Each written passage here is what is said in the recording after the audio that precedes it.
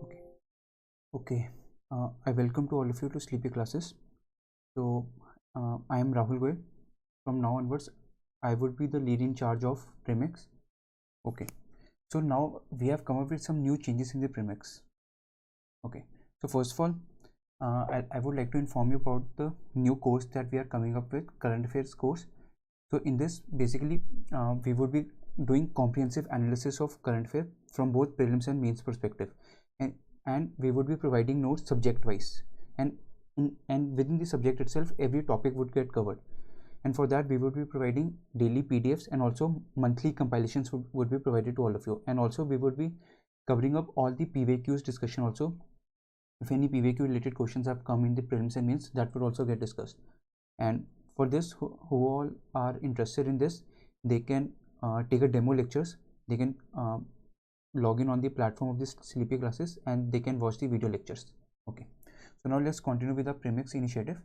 Okay, so we have come up with some changes in the Premix. Till now, every faculty of each subject was taking the Premix, but now I'll be the sole in charge of this Premix.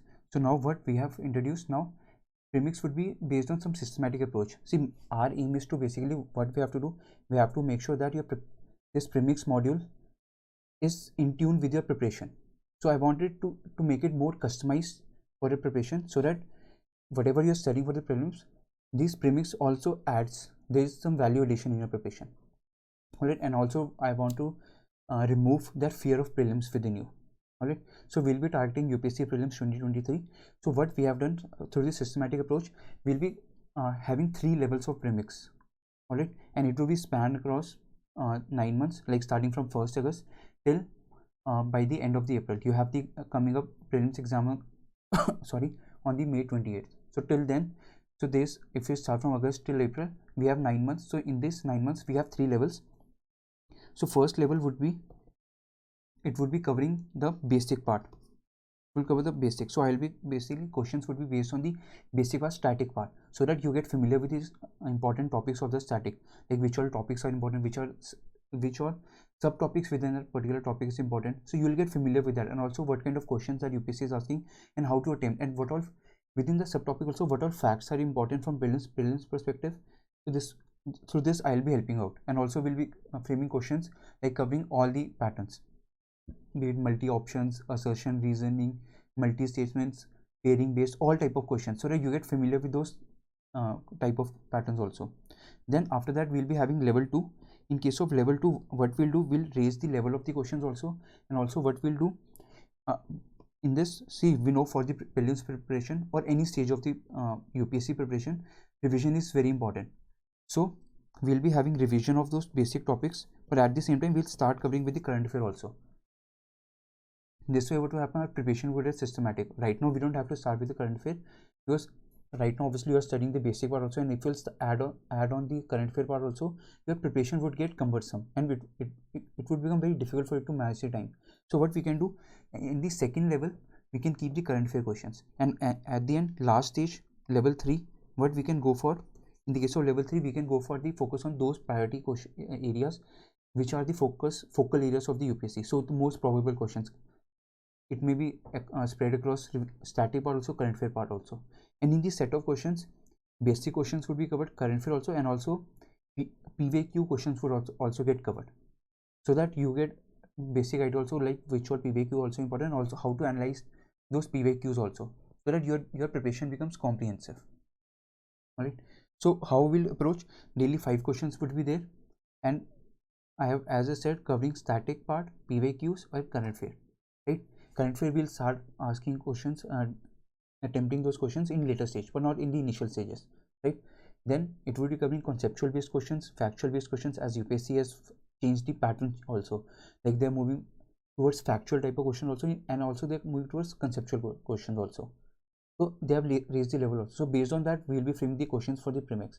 Likewise, static, current affair I've already talked, and also through premix I'll be helping out, like I'll be sharing my technique, strategy, how to attempt those questions, and also in the comment box you can let us know like what all strategy you use and which has helped you out, so that other students can also learn. So this would be like crowdfunding type. You can tap my experience, I'll tap your experience, and we can develop a final strategy which will help us out to attempt the prelims. Right. So ये हमारा basically plan रहेगा। And अगर किसी को like if any one of you has any kind of suggestions या कोई भी आपको आइडिया अच्छा हो कि इसको हम प्रीमिक्स को और बेटर कैसे कर सकते हैं, तो आप या तो कमेंट बॉक्स में कमेंट्स ड्रॉप कर देना, या फिर ये मेरी आईडी है rahul@sleepyclasses.com, आप इसमें मुझे मेल कर देना। मैं आपके सजेशंस को रीड करके जो बेटर लगेगा उससे हम प्रीमिक्स को और मॉडिफाई कर सकते हैं। बेसिकली दिस हमारा एम क्या है, it should be demand oriented. जो आप चाहते हो आपकी डिमांड के हिसाब से हम ये मॉड्यूल प्रोवाइड कर रहे हैं, because you are the students and आपने एग्जाम देना है, तो ऑब्वियसली कुछ भी इनिशिएटिव लाए तो आपका बेनिफिट होना चाहिए, राइट। तो I hope this will help you out, right? Okay, so let's start with our initiative. Okay, so today we'll be covering up the topic of geography. And yes, जैसे पहले चलता था 6 days a week, Monday, Tuesday, Wednesday till Saturday, we have kept 1 day for each subject, right? So it will help you out. So this way what will happen, your every subject would get covered every day, right? So today is Monday, 1st August, so we have kept this for the geography. So every Monday we'll be covering up with the geography based questions. Alright, okay, so ये कुछ questions है, 5 questions मैं आपको पहले screen पे दिखा रहा हूँ, आप वीडियो पॉज करके ये क्वेश्चंस अटेम्प्ट करते जाओ। फिर उसके बाद जब अटेम्प्ट कर लोगे आप क्वेश्चंस, फिर वीडियो रिज्यूम करना और you can watch the discussion part, right? So first question is, which one of the following is not related to the formation or modification of the present atmosphere? तो basically ये क्या बोल रहा है कि इनमें से कौन सा प्रोसेस ने कंट्रीब्यूट नहीं किया प्रेजेंट एटमॉस्फेयर बनने में, तो ये क्वेश्चन है। तो option solar winds, differentiation, degassing, photosynthesis.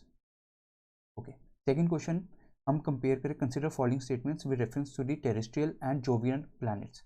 तो बेसिकली कह रहा है कि दो स्टेटमेंट्स है with respect to terrestrial and Jovian planets. So first is terrestrial planets have lower gravity as compared to Jovian planets. Second is terrestrial planets have relatively higher densities as compared to Jovian planets. Which of the statements given above is or are correct? तो दोनों से कौन C correct है, तो ये। Third question है, a person stood alone in a desert on a dark night, रात थी डेजर्ट में, and he wanted to reach his village which was situated 5 kilometer east of the point where he was standing. तो east direction में उसका village है, तो उसने वहाँ पहुँचना है। And he has no instruments to find the direction, but he located the pole star. उसे pole star दिख गया। Now the most convenient way to reach his village is to walk. अब वो pole star की help से कैसे अपनी village पहुंच सकता है, तो ये हमें क्वेश्चन है, ये PVQ है, अच्छा क्वेश्चन है। Then consider following statements. Earth's magnetic field has reversed every few 100,000 years. First statement. Second, when the Earth was created more than 4,000 million years ago, there was 54% and no carbon dioxide. Then third, when living organisms originated, they have modified the early atmosphere of the earth. तो ये statements. Last, कुछ organisms है, unicellular bacteria, fish, amphibians, rabbits. तो इनको हमें arrange करना है chronologically, arrange the above organisms chronologically in order of the origin on the earth. तो जैसे जैसे वो अर्थ पे ओरिजिन होते रहे उसके हिसाब से हमें क्रोनोलॉजिकली अरेंज करना है, starting from the earliest time, कोई पहले कौन है, दूसरा कौन है, थर्ड कौन है, फोर्थ कौन है, इस ऑर्डर में चलना है। ओके, तो ये 5 क्वेश्चन है, आप पॉज कर सकते हो, राइट। जब आप कर लोगे अटेम्प्ट तो आप वीडियो को रिज्यूम कर लेना। Okay, so let's continue. और जो ये क्वेश्चंस मैंने बनाए, ये क्वेश्चंस अभी जैसे मैंने कहा था बेसिक्स को कवर करना है, तो ज्योग्राफी का जो फर्स्ट बेसिक पार्ट है, बेसिक्स ऑफ और you can say evolution of the earth, universe, planets, तो उस पर बेस्ड क्वेश्चंस बनेंगे, राइट। ऐसे ही धीरे धीरे पूरा सिलेबस ऐसे हम करते रहेंगे, जो इंपॉर्टेंट टॉपिक सब टॉपिक्स है, राइट। तो आज ये आपके एक तरह से मतलब आपको आइडिया लग जाएगा how I will be proceeding in the upcoming days. Okay, so let's have a look at the solutions rapidly. Okay, so first its answer is B. Okay, so what it says, which one of the following is not related to the formation or modification of the present atmosphere? So now see, अब present बोल क्या रहा है ये कि कौन सा, देखो पहले first of all keywords identify करो, इसमें नॉट क्या रहा है। तो कुछ गलतियां हम क्या करते हैं क्वेश्चंस में, हम सिर्फ पढ़ते हैं कि अच्छा कौन सा रिलेटेड है और एकदम से अटेम्प्ट करने लग जाएंगे। तो हमें सबसे पहले ये गलती नहीं करनी, हमें ऑब्जर्व करना है कीवर्ड को, ये नॉट को, राइट। तो बेसिकली इसमें नॉट हमें ढूंढना है, और क्या करें, किसने कंट्रीब्यूट किया, who has contributed to modification of the present atmosphere. So first option solar winds, differentiation second, degassing, photosynthesis fourth. तो अगर आपने बेसिक्स पढ़ा ज्योग्राफी में तो आपको पता है आंसर इसका डायरेक्टली बी है। सो अब इसके एक्सप्लेनेशन देखिए कैसे, देखो अर्थ जब कूल डाउन हो रहा था, सो व्हाट हैपेंड, अर्थ जब कूल डाउन हो रहा था, सो अर्थ वॉज कूलिंग डाउन, सो जो गैस मॉलिक्यूल्स थे वो सॉलिडिफाई होना स्टार्ट हो गए, सॉलिडिफाई हो रहे थे, and because of gravity forces what happened, जो डेंसर मटेरियल्स थे वो कोर में सेटल हो गए, और जो लाइटर मटेरियल से वो कोर से दूर होते रहे, बिकॉज ग्रेविटी जितना सेंटर के पास ग्रेविटी ज़्यादा है, और जैसे जैसे सेंटर से दूर जाते रहेंगे कोर से ग्रेविटी कम लगेगी। तो हमें क्या दिखा यहाँ पे, मीडियम डेंसर मटेरियल और यहाँ पे lighter, so what happened, differentiation in the materials was scene, but this help in the formation of the lithosphere, not atmosphere. उसके बाद क्या हुआ, उसके बाद कुछ गैसेस प्रेजेंट थे, देयर वाज सन से जो सोलर विंड्स जनरेट हुए, उन सोलर विंड्स ने क्या किया, दे हैड रिमूव दी जो एग्जिस्ट हमारा प्रीमॉर्डियल एटमॉस्फेयर था, प्रीमॉर्डियल या अर्लियर एटमॉस्फेयर था, which was made of hydrogen and helium, तो it got stripped away, so solar winds ने कॉन्ट्रीब्यूट किया एटमॉस्फेयर बनने में। फिर बिकॉज हीट ट्रैप थी अर्थ के अंदर, वो हीट रिलीज हो रही थी, तो हीट रिलीज हुई थ्रू वोल्केनिक फिनोमेना, उसको बोलते हैं degassing phenomena, many gases were release, तो this led to the formation of the early atmosphere which consisted of water vapour, methane, carbon dioxide, ये सब। फिर उसके बाद कूलिंग डाउन हुई, फर्दर कूलिंग डाउन एटमॉस्फेयर में, तो वाटर वेपर कंडेंस हुए, उसमें कार्बन डाइऑक्साइड एब्जॉर्ब हुआ और रेनफॉल ओकर हुई, और जो अर्थ के सर्फेस पे डिप्रेशन थे वो फिलअप हो गए, ओशंस बन गए। तो अब क्या हमारे पास क्या बन गया, लिथोस्फीयर, हाइड्रोस्फीयर, एटमॉस्फेयर, ये तैयार हो गया। अब इन्होंने तीनों ने मिलकर led to the formation of living organisms on earth, और लिविंग ऑर्गेनिज्म ट्रीज है, ट्रीज ने फोटोसिंथेसिस के थ्रू ऑक्सीजन कॉन्ट्रीब्यूट किया, और ऑक्सीजन क्या हुआ, it became the part of the atmosphere. So A, C and D, all this phenomena has helped in the formation of the present atmosphere, not B. B का contribution किसमें, lithosphere. Okay, किसी को कोई doubt होगा comment box में, दे are welcome to comment, okay, and they can ask any questions. Also please do let you know about your friends also, like how we have changed the premix module now. This is explanation part, you can have a look at it. Okay, second set of questions, there was consider following statements with reference to the terrestrial and Jovian planets.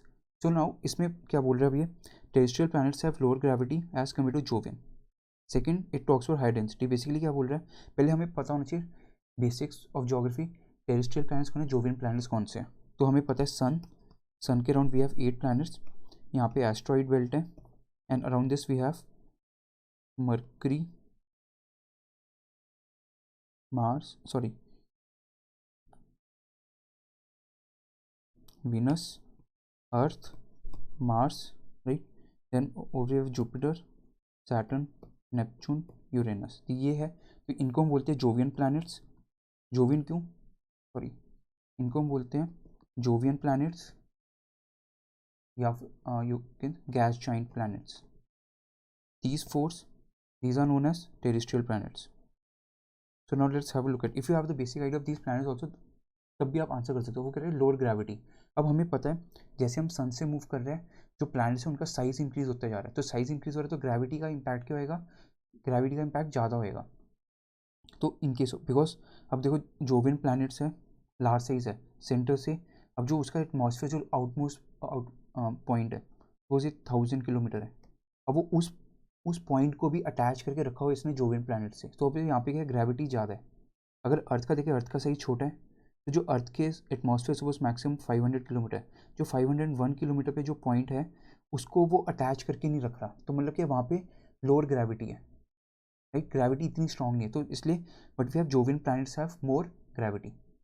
Likewise density देखे, density हमें कहाँ किसके case में मिलेगी, terrestrial planet में जाने मिलेगी, because formation देखो टेरेस्ट्रियल प्लैनेट कैसे हुआ, सोलर विंड्स ने क्या किया था, जो प्लैनेट्स थे उन केसेस में क्या किया, जो एटमॉस्फेयर था वो सारा स्ट्रिप ऑफ कर दिया था, तो अल्टीमेटली क्या रह गया, इन प्लैनेट्स में सिर्फ रॉकी पार्ट रह गया था।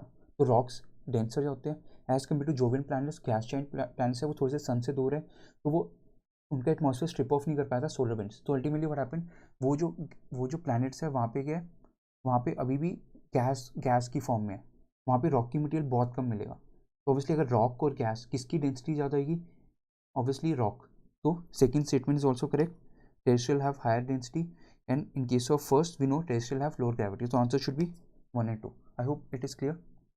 This is explanation part, या आप देख भी सकते हो एनसीईआरटी में डायग्राम है, इसको आप एक और एनालिसिस कर सकते हो। कैसे कर सकते हो, how can you do, just have a look eight right now, just link it from science and tech. What is happening? India is exploring now various exoplanet missions. Exoplanet missions India जा रहा है, और से हम Venus भी जा रहे हैं शुक्रयान के थ्रू, मार्स पे भी गए थे. तो what UPSC can does, UPSC can ask questions on the basis of कि compare density of the earth and Venus और compare density of the earth and Mars, and radius भी पूछ सकता है, सैटेलाइट भी. तो ये अगर एनसीईआरटी में फैक्ट है तो प्लीज़ इसको एनालिसिस ऐसे करना है कि यूपीएससी अर्थ को कंपैरिजन के लिए पूछ सकते हैं वीनस, बिकॉज हम जल्दी शुक्रयान लॉन्च करने वाले हैं with in next 2 years.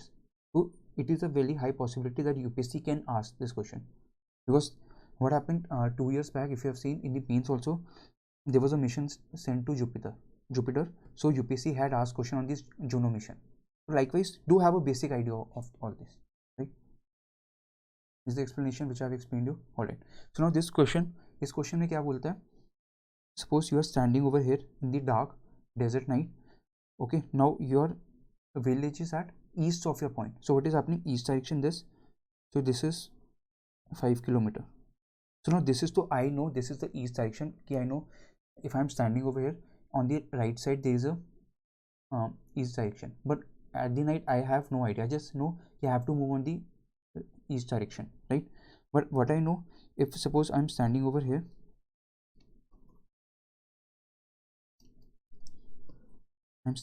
here, I know over here there is pole star.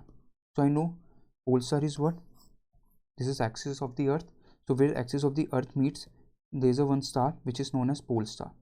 Alright, this axis north pole, south pole, and this, if you extend this axis, so whatever star it meets, or whatever star is lying on this, on that extended part of that axis, it is known as pole star. Alright, so now we know on the east we have our village, and pole star we know it is a north.